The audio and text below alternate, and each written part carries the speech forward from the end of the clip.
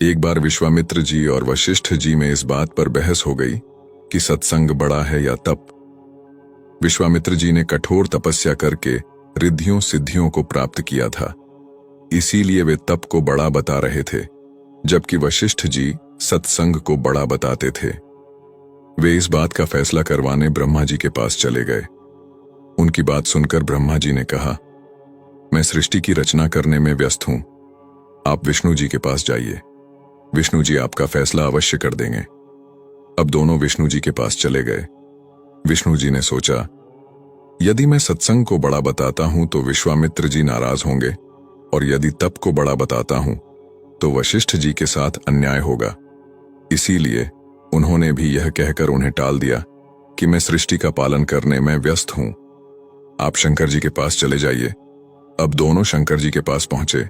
शंकर जी ने उनसे कहा, यह मेरे वश की बात नहीं है, इसका फैसला तो शेषनाग जी कर सकते हैं। अब दोनों शेषनाग जी के पास गए। शेषनाग जी ने उनसे पूछा, कहो ऋषियों, कैसे आना हुआ? वशिष्ठ जी ने बताया, हमारा फैसला कीजिए कि तप बड़ा है या सत्संग बड़ा है। विश्वामित्र जी कहते हैं कि तप बड़ा है और मैं सत्संग को बड़ा बताता हूं। शेषनाग जी ने कहा, मैं अपने सिर पर पृथ्वी का भार उठाए हूं, यदि आप में से कोई भी थोड़ी देर के लिए पृथ्वी के भार को उठा ले तो मैं आपका फैसला कर दूंगा। तप में अहंकार होता है और विश्वामित्र जी तपस्वी थे। उन्होंने तुरंत अहंकार में भरकर शेषनाग जी से कहा, पृथ्वी को आप मुझे दीजिए। विश्वामित्र ने पृथ्वी अपने सिर पर ले ली। अब पृथ्वी नीचे की ओर चलने लगी।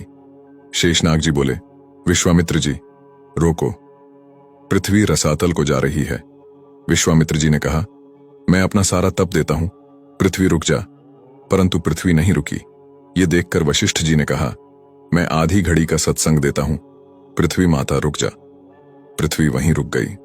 अब शेषनाग जी ने पृथ्वी को अपने सिर पर ले लिया और उनको कहने लगे, अब आप जाइए। विश्वामित्र जी कहने लगे, लेकिन हमारी बात का फैसला तो हुआ नहीं है। शेषनाग जी बोले, विश्वामित्र जी, फैसला तो हो चुका है। आपके पूरे जीवन का तप देने से भी पृथ्वी नहीं रुकी और वशिष्ठ जी के आधी घड़ी के सत्संग से ही पृथ्वी अपनी जगह पर रुक गई। फैसला तो हो गया है कि तप से सत्संग ही बड़ा होता है। सीख हमें नियमित रूप से सत्संग सुनना चाहिए।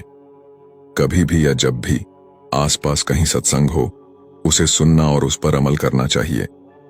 सत्संग की आधी घड़ी, तप के वर्ष हजार, तो भी नहीं बराबरी संतन कियो विचार।